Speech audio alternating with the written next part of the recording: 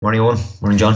So this week, James, I saw Kieran Shannon writing in the Irish Examiner that the Kilkenny-Tipperary rivalry over the last 10 years is probably the best rivalry we've ever had in Irish sport, just in terms of great games, in terms of close contests, and in terms of the excitement as a neutral. Would you agree with that?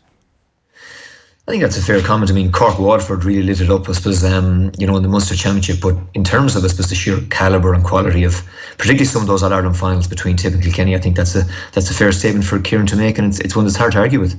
Yeah, you look back through like the last decade of the rivalry, and the league is almost as important when it comes to setting down markers in this rivalry as the championship has been. And you look at that Nolan Park clash 10 years ago, which was the last time Tipp obviously went down to Kilkenny and won. Like, talk to us a little bit about that game. I know Seamus Callanan is the only surviving Tipp player from that day, and he's probably not going to be around this Sunday. Like, that felt like a watershed moment in the journey of that particular Tipperary team. And granted, as I've just mentioned, not a lot of them are still around, but certainly in the psyche and the way we view Tipperary, that felt very, very important. It did, I suppose, and Liam Sheedy, as manager at the time, knew, I suppose, what was required to beat Kilkenny, and the gap this was that the Tipp had to bridge.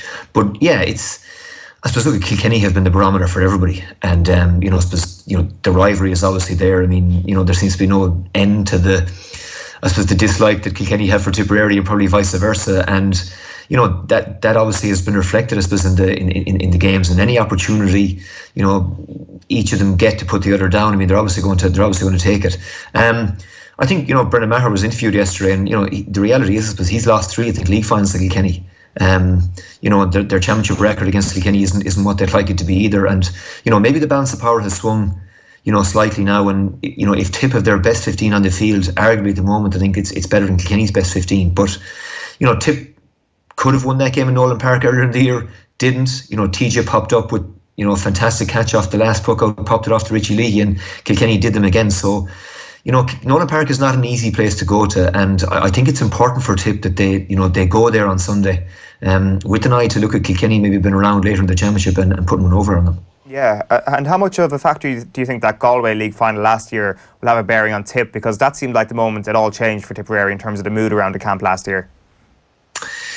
Yeah, I mean, it was obviously a setback, and they were so flat on the day, and I suppose hindsight is 2020, and maybe there was such an emphasis last year on putting back-to-back titles together and not repeating the mistakes that they'd had in the past, and maybe overtraining and maybe putting too much into it.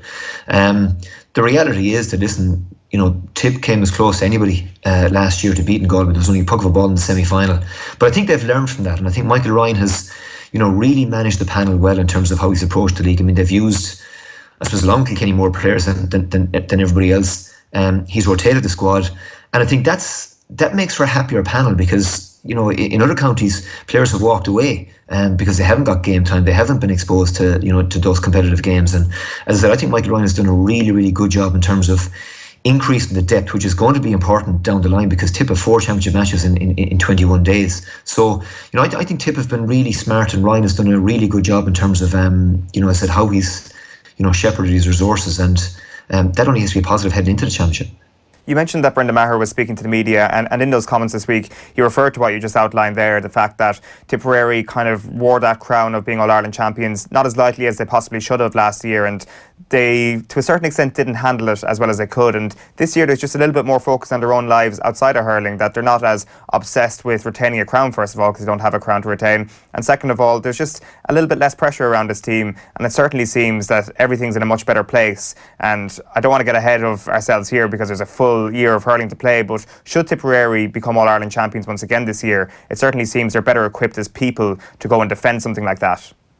I think that's a fair comment, and I think balance is the key. Whether it's your work life, your sporting life, college, whatever, you have to have the balance right. And from an education perspective, you've got the guy who it's all work and no play, and you've got the second guy who it's all sport and he's not devoting enough time to the books, and neither of them really is where you want to be. And I think that's what Brendan was referring to, I think, in those comments yesterday, that maybe they got caught up in wanting to put everything into it and, been at it 100 miles an hour at every training session. And I think that's just something that comes with experience. And I think Michael Ryan probably learned a lesson, the Tipp management learned a lesson from that last year, to the same extent that the players did. And they just, as you said, Eoin, seem to be in a better place this year.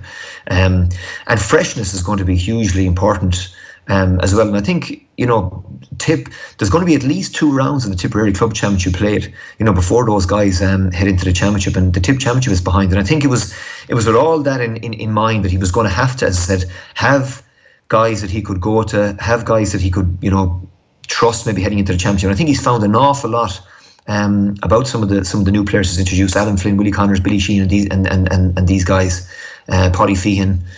And Tipp probably have more depth than anybody else, especially when you look at the players that still have to come back into it. Without question, it's unbelievably exciting times for both sides. You mentioned the players that Tipperary have introduced, and you also look at the players who've stepped up this year, and Ronan Maher clearly is one of those players who already looks destined for an all-star this year, playing in midfield. How impressed have you been with him so far in this league campaign?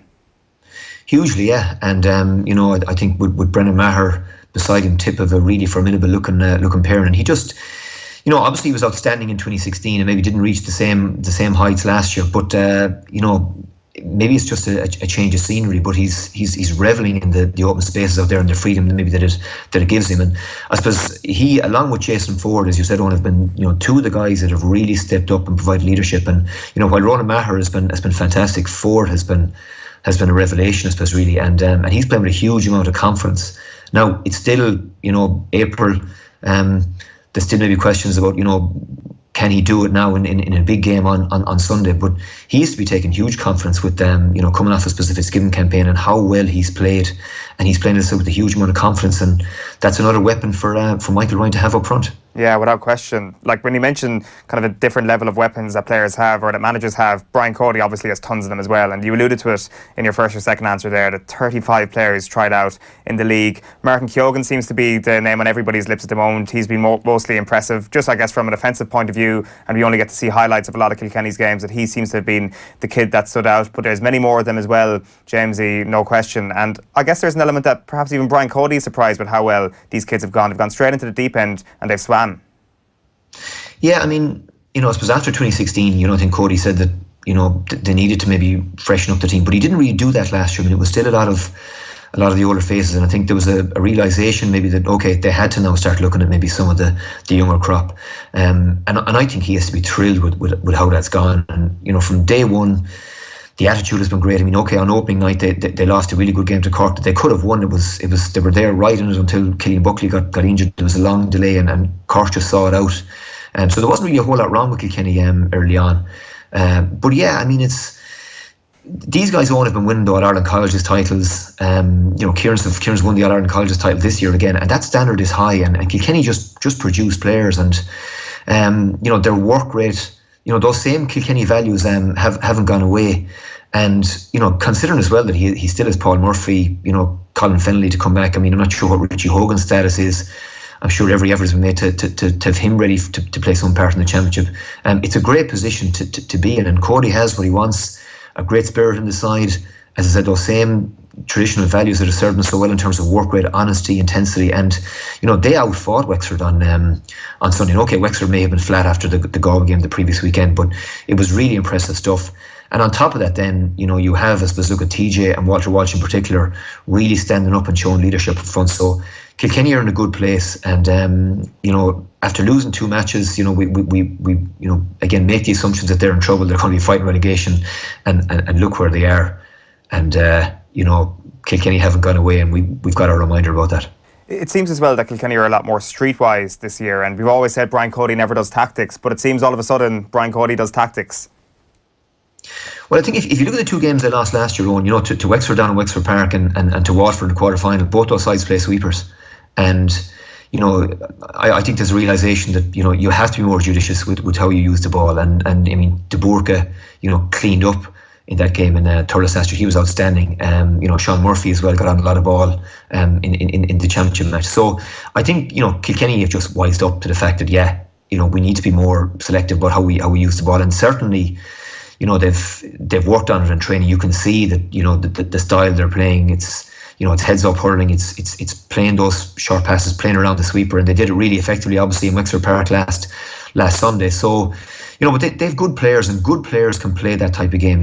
That short passing game does require a high level of skill, and Kilkenny just naturally produce players that meet that criteria. Listen, I don't think they're the finished product. I don't necessarily think we're going to make them favourites to the Ireland Championship, but they're going to be contenders. And whoever takes on Kilkenny in the Leinster Championship, will learn it, and Galway and Wexford and Dublin will be very mindful of that. It sounds like you're favouring Tipp for Sunday, Jamesie. Yeah, I think, as I said, if it comes down to it, if Tipp have their best 15 in the field and Kilkenny have their best 15 in the field, I think Tipp have just have more quality at this point in time. But it'd be interesting to see what way Michael Ryan in particular lines out. I mean, does he start bubbles? Does he retain the faith in some of the newer guys? I mean, Noel McGrath didn't play the weekend, Bonner didn't play the weekend, but I just think that Tipp's need might be that bit greater in terms of going to Nolan Park. As I said, some of those players have lost 4 league finals, 3 to Kilkenny. They won't want to lose another big game to Kilkenny Nolan Park, particularly given the way events panned out down in Nolan Park earlier in the league. And I just think Tipp's need might be greater, and they might do it. Well, enjoy the game, Jamesie. Thanks a million for joining us this morning. Sure, we don't. Take care.